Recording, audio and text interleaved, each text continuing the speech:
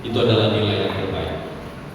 Kami tidak pernah memberikan dia hadiah khusus kalau dia juara 1. Tidak terlalu penting. Tetapi kalau dia bisa mengatakan, saya sudah belajar, saya tidak nyontek, sepanjang ujian, puji Tuhan, saya tidak nyontek.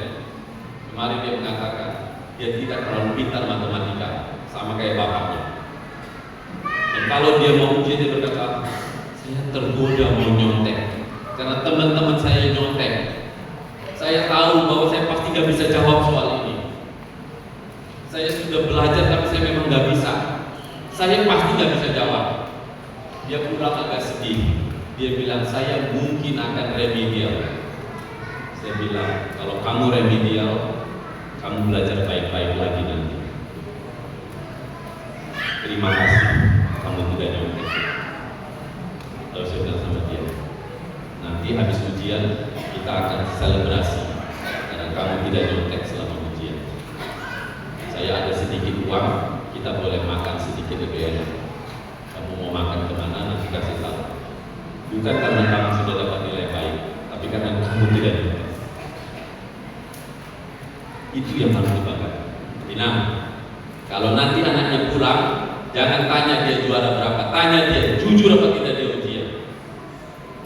Kalau dia tidak jujur, mau nilai 10, dia sedang membohongi dirinya sendiri. Dia sedang menipu semua orang. Dan itu asal daripada korupsi di negeri ini. Kita terbiasa bohong. Tidak pantas dapat nilai 10, pamer-pamer nilai 10. Itu bukan nilai dia, itu nilai pembodohan, itu nilai tidak jujur, itu dusta yang dia pamer-pamerkan. Jangan mau jadi orang begitu. Kita jadi orang tua, kita akan bangga. Kalaupun dia tidak menjadi ranking 1, tidak apa-apa. Tapi dia hidup jujur, dia belajar jujur. Kita mau belajar sama-sama supaya teriakan bangsa ini. Kita marah ada korupsi, tetapi orang tua menyuburkan korupsi dengan suruh anaknya dapat nilai tinggi, tapi tidak tanya bagaimana dapat nilai itu. Saya berkata kepada satu orang keluarga saya, karena dia kasih anaknya uang supaya masuk PNS, saya bilang, terkutuklah engkau sedang menyiapkan seorang koruptor. Kalau tidak, dia tidak kerja. Saya bilang, pakai itu uang, suruh dia buka bengkel. Kenapa bayar dia sampai 50 juta supaya dia bisa masuk PNS? 50 juta bisa buka 5 warung bakso. Uangnya lebih baik. Siapa bilang orang yang kerja warung bakso lebih hina daripada pegawai negeri? Tidak betul.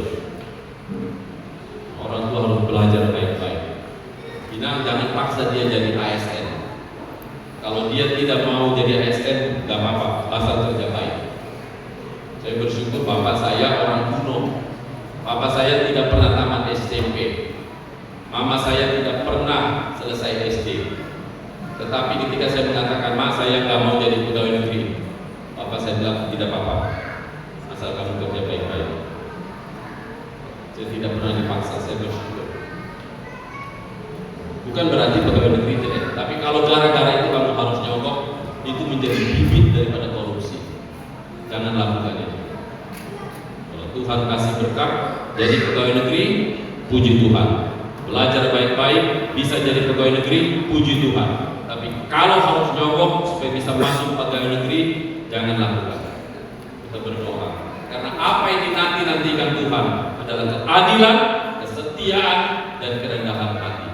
Maka Natal adalah sebuah peringatan penting bahwa Yesus datang ke tengah-tengah dunia untuk menegakkan keadilan, kebenaran, dan kerendahan hati, bukan yang lain. Dan itu yang kita rayakan, itu kita syukuri, itu kita ingat terus-menerus.